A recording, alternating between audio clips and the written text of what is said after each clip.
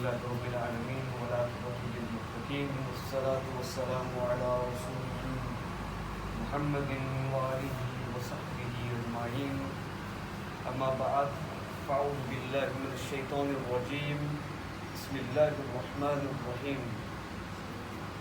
لقد كان لكم في رسول الله أسوة حسنة صدق الله مولانا العظيم وصدق رسوله النبي الكريم إن الله وملائكته يصلون على النبي يا أيها الذين آمنوا صلوا عليه وسلموا تسليما اللهم صل وسلم على سيدنا ومولانا محمد وعلى آل سيدنا ومولانا محمد وبارك وسلم عليه. For praises of Allah subhanahu wa ta'ala, the creator, controller of this entire universe. May the choicest blessings of Allah subhanahu wa ta'ala be upon our Nabi, Nabiullah, Habibullah, Sarkar Madina, Ruh Hasina, Nabi Kareem, Rauf al-Rahim, Rahmatan lil Alameen, Sayyidul Mursaleen, Khatam al-Nabiyyin, Imam al-Anbiya, Ahmad Mustafa, Muhammad Arbi, Muhammad Rasulullah sallallahu ta'ala alayhi wa alihi wa sahbihi wa barak wa sallam. Brothers and members, assalamu alaikum wa rahmatullahi ta'ala wa barakatuh. You know, today, on the way down, some of the usual thoughts came to my mind based on sort of recent questions that I've received.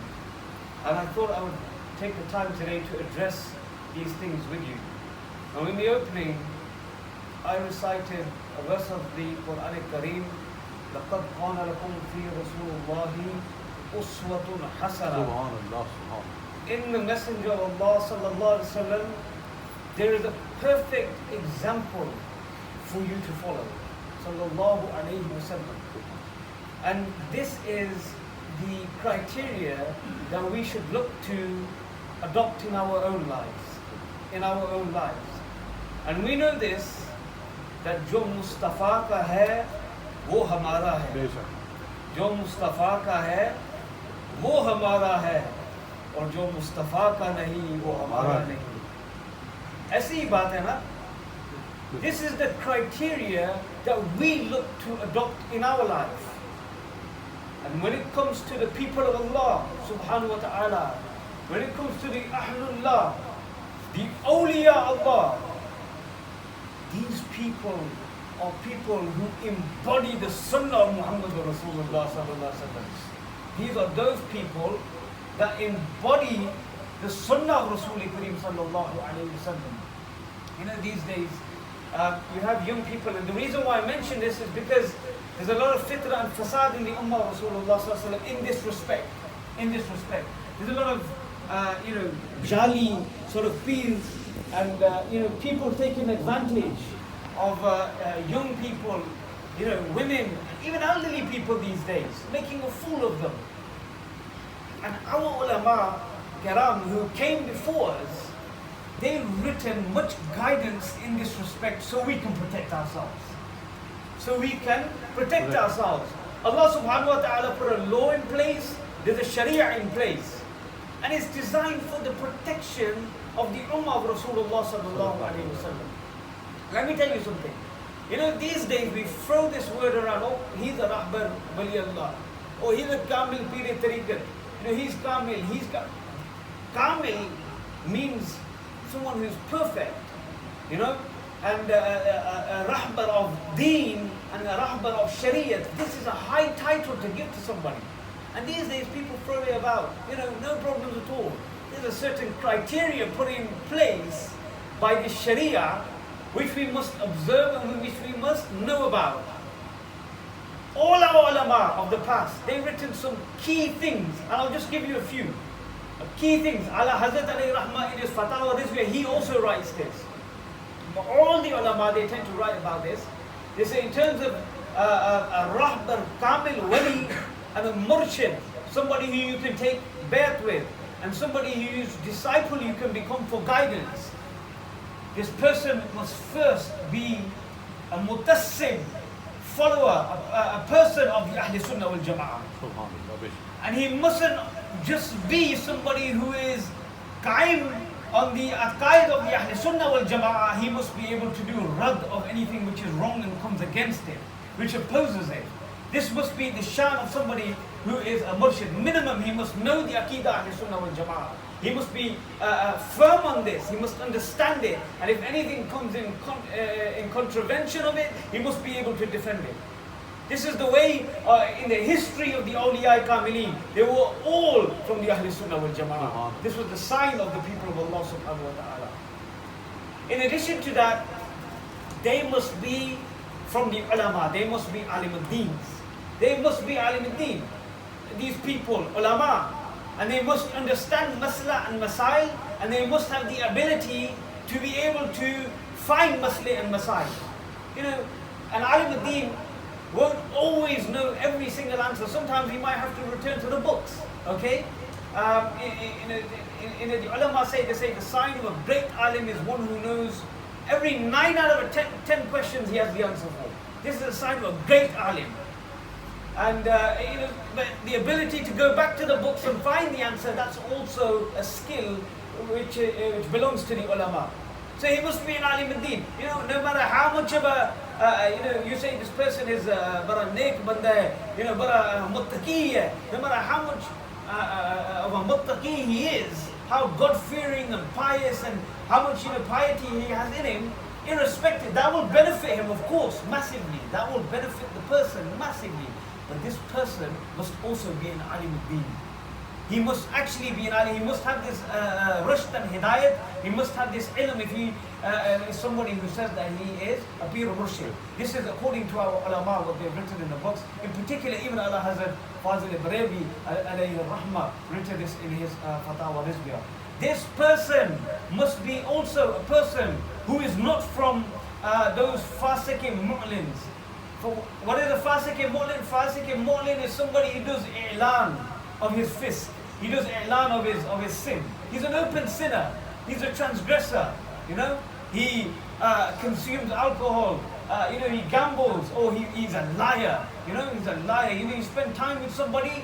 We learn this from the hadith of the Prophet sallallahu alaihi wasallam. You want to find out what people are like? Spend time with them. Spend time with them. Travel with them. See how they interact with other people. Are they just a great man on stage?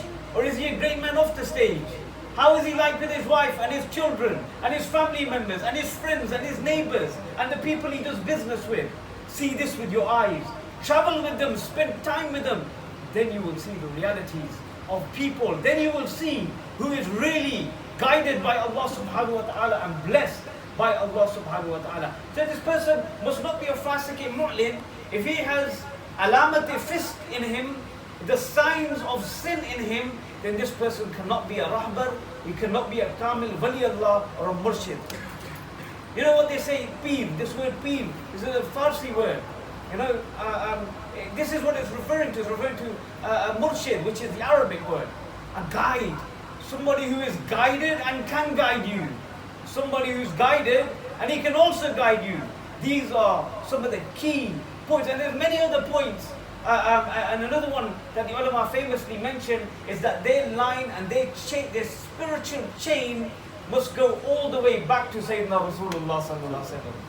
There must be no breakage in the chain.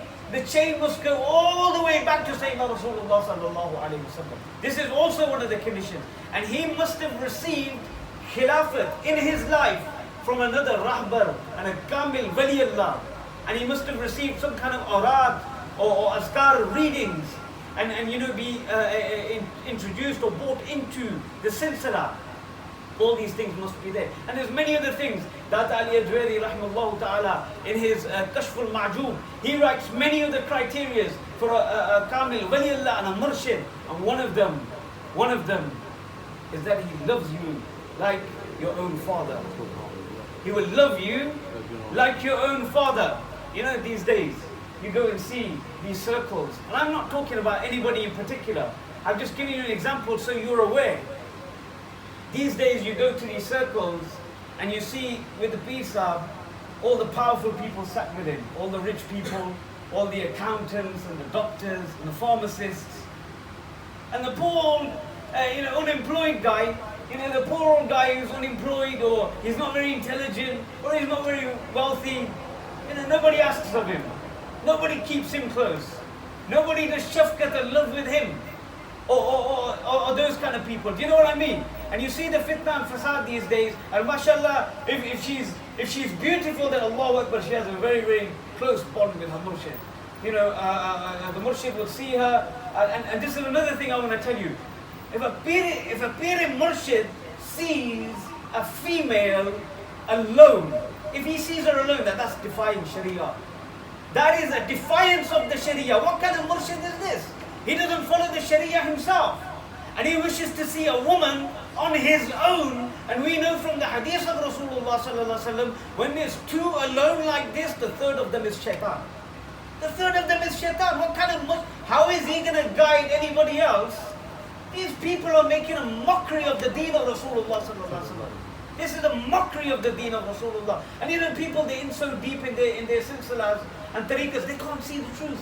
They don't want to, oh my peace, it doesn't matter what he did. He is good, mashallah. Sit with ulama as well. Sit with other ulama as well. Ask ulama to look at Shariah. See what Shariah says, not what my peace does it, right? Who is your loyalty to? Is your loyalty to Allah and His Rasul sallallahu alaihi wasallam, or is your loyalty to Pisab? Think about this. I don't say don't follow Pisab. Follow Pisab. You must follow Pisab, but only if he follows Muhammadur Rasulullah sallallahu alaihi wasallam. Samajh aa rahi hai? Follow Pisab, but only if he follows Muhammadur Rasulullah sallallahu alaihi wasallam. Real Pisab, the real Murshid is he. He shows shafqat and love to everybody. There's no difference in front of him. You know, there's a hadith of the Prophet sallallahu alaihi wasallam. This is a hadith in Muslim. Allah subhanahu, the Prophet alayhi salatu wasalam says about Allah, Inna Allah la yanziru. Allah subhanahu wa ta'ala looks at, He doesn't look at la surikum wa amwalukum. He doesn't look at their faces and their beauty, and He doesn't look at their wealth. Walakin, and He says, what does Allah subhanahu wa ta'ala look at? He says, Walakin a'malukum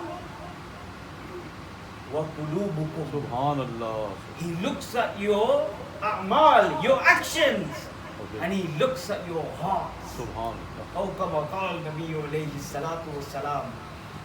So what should the person who walks on Sunnat Mustafa sallallahu alaihi wasallam, his criteria should also be that he looks at your hearts and he looks at your a'mal. He doesn't look at your wealth, he doesn't look at your beauty, he doesn't look at your faces, because this was the standard set in place by Allah subhanahu wa ta'ala. Let me tell you something. There was a man who came in the time of the Prophet sallallahu alaihi wasallam. He was a shepherd. He was a shepherd, and he had his flock of animals with him, and he had heard about Sayyidina Rasulullah sallallahu alaihi wasallam. He had heard about Sayyidina Rasulullah sallallahu alaihi wasallam, and he inquired with a Sahabi Rasul, and he said, Janab, he says, tell me, where can I find Sayyidina Rasulullah sallallahu alaihi wasallam?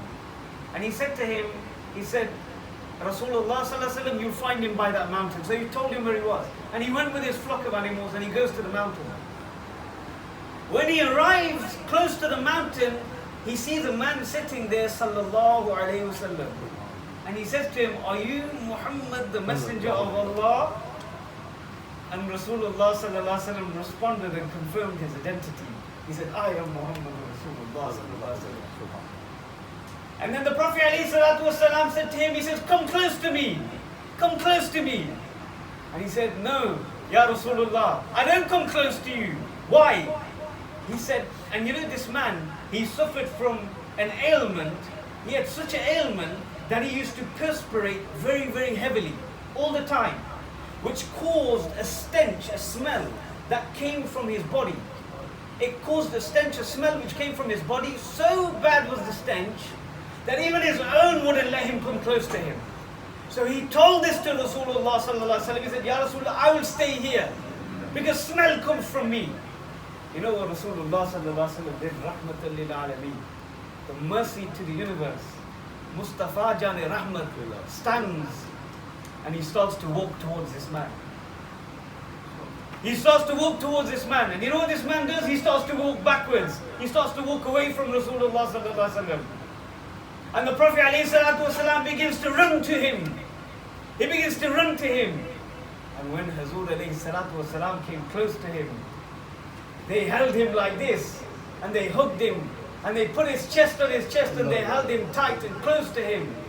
And Hazur ﷺ got him by the head, and they kissed him on his forehead. They kissed him on his forehead. And this man said, Wallahi, he said, my heart told me at that time, this is Muhammadur Rasulullah. This is Mustafa Jani Rahmat. This is the Prophet of Allah subhanahu wa ta'ala. And he says at that time, he accepted Islam and came into the fold of Deen. He became Sahabi Rasul sallallahu alaihi wasallam because he perceived Rasulullah with his eyes. And he said to Rasul alayhi salatu wasalam what he should do. And the Prophet alayhi salatu wasalam said, he said, put on this armor, get on this horse, and engage in battle. And he said, Ya Rasulullah, what about this? What about my flock of animals, this herd of animals? What should I do with them? And the Prophet ﷺ said, leave them to the side. Don't worry, the owner will come and take them. You go. And they say that he entered the battle for the sake of Rasulullah ﷺ. Within a few moments, we learn from Rawayat, within a few moments, Hazur ﷺ had received the news that this person had become shaheed. This Sahabi Rasul, he had become shaheed. Hazur ﷺ began to cry.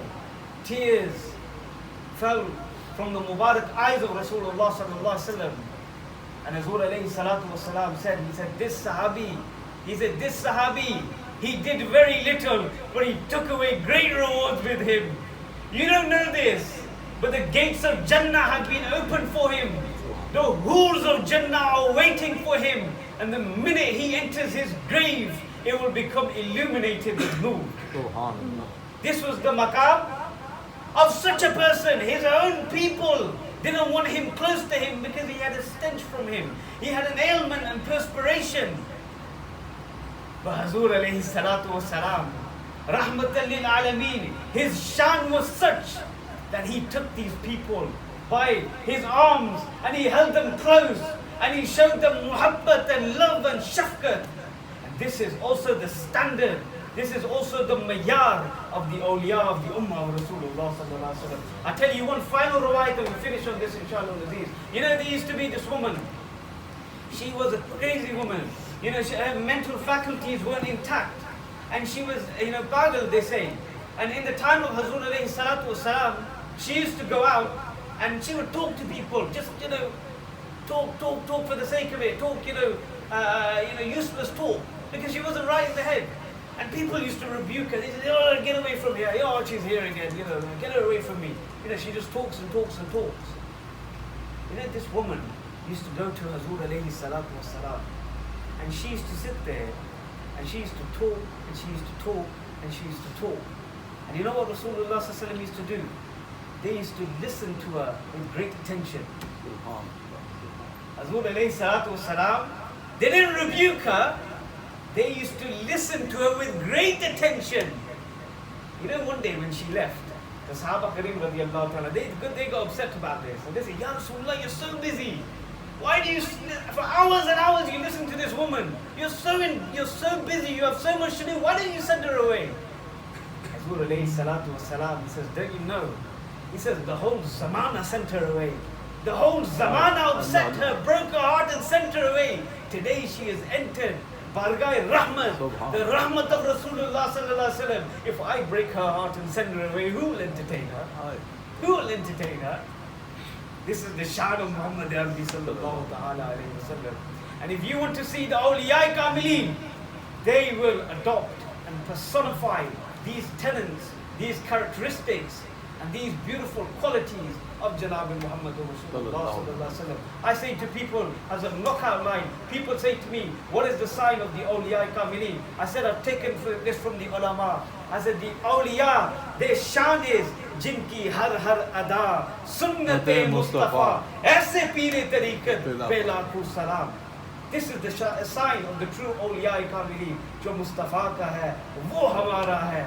जो मुस्तफ़ा का है वो हमारा है और जो मुस्तफ़ा का नहीं वो हमारा नहीं. May Allah subhanahu wa ta'ala give us the ability to understand the Shariah and the Hadith and the true ways of Rasul Kareem sallallahu alaihi wasallam, and allow us to sit with those people who personify and who emulate the true sunnah of Hazur alayhi salatu wasalam.